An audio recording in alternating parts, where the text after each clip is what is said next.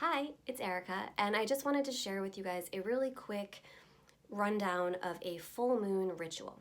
I get asked a lot, how do I do a intention ritual during the full moon? How do I do a release? How do I work my magic? Well, full moons and, well, the moon cycle in general, but full moons in particular, when the moon is fully illuminated in the sky, it pulls on our emotional body. It's a really great time to allow everything that is under the surface within you to be illuminated. The things that you no longer want to hold on to, the old habits, the old relationships or concepts of self or patterns, and anything that you no longer want in your life that no longer serves you. It's a really great time to call it out and to do a release. How you do that? Well, there's lots of ways to do it, and there's no right or wrong way. What feels true for you feels true for you. But I would say create some sacred space, wherever it is. Outdoors, it's wonderful if you can be under the actual full moon, but indoors works too, right?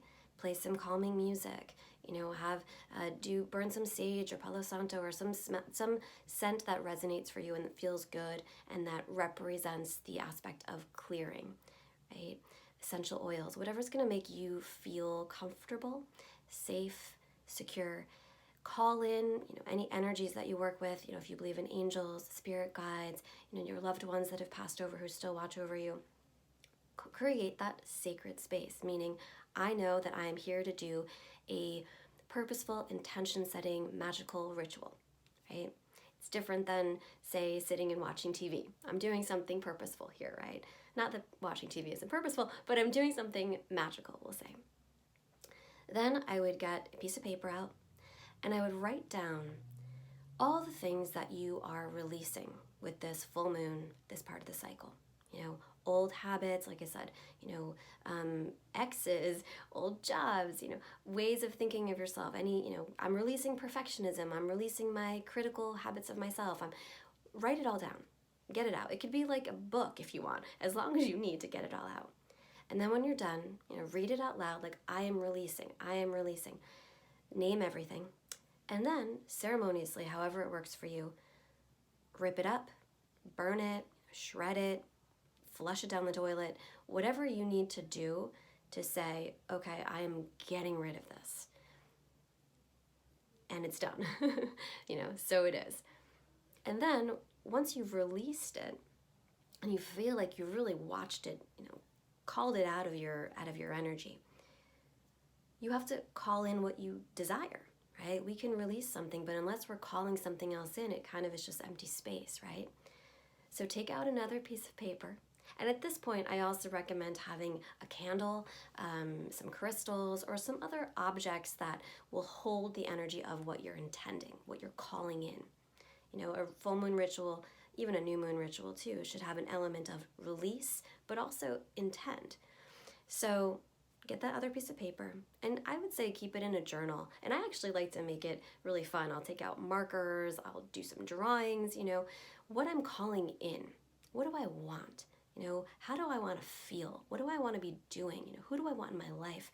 What am I calling forth in this next cycle? And I'll write it all down. I call in blah, blah, blah, whatever it is. I write it out. I speak it out loud. And that's where, this working can be done on your own for sure. It's really nice when you find other people that you can share this with, because that they're holding the space and holding the intention for you too. But even if it's on your own, great. You call it out, you speak it out loud, you claim it. Say all the things you're calling in, speak it out loud, and so it is, right? You're claiming. When you say and so it is, it's basically like, yeah, that's the truth, it's happening. And then I would light the candle, because by lighting that candle, you are sparking those intentions, you're giving them life. After speaking aloud what you are calling in and what you are intending, sit and do a little visualization. Imagine what it will feel like when these scenarios appear in your life, or when you are coming into that next version of yourself, or expanding in this way and activating these aspects of yourself that you are desiring to activate, right?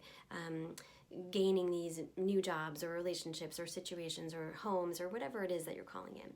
Sit and just daydream, There's such a magical effect of just sitting in the energy of it, what it does for us.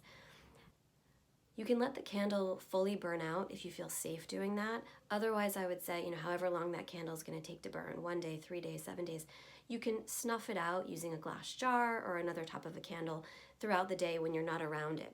But otherwise, if you feel comfortable, let that candle continuously burn down. Any crystals or any objects you've placed around the candle, they will also hold the energy of your intention. So if I have a piece of, say, amethyst near that candle that's holding that intention, I will take that amethyst and I'll put it on my body throughout the day, right? I'll put it in my bag, right? I'll keep it on me. And it will be a reminder of what I'm calling in. So that's a pretty, fast, 5-minute rundown of how to do a full moon ritual.